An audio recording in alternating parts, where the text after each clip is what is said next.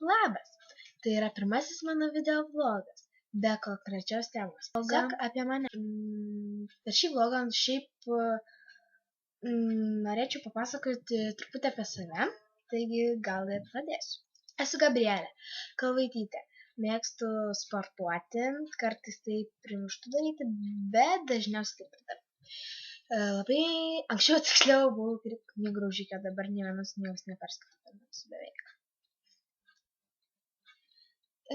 Gyvenu kaime, Žibartonių kaime, man yra 12 metų, nors mane labai jau ir nujauninamas, norėčiau, kad biškį pasendinti.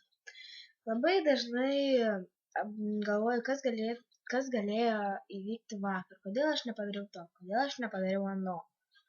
Paprasčiausiai mėgstu tiesiog pasvajoti, pagalvoti apie viską, pagalvoti apie vakarykščią dieną, pagalvoti apie praeitį. Mėgstu skaityti įvairius žurnalus. Na tai tiek šiandien iš manęs. Ate! Atsiprašau už trumpą vlogą, daugiau nebesigalvoju, ką pasakyti.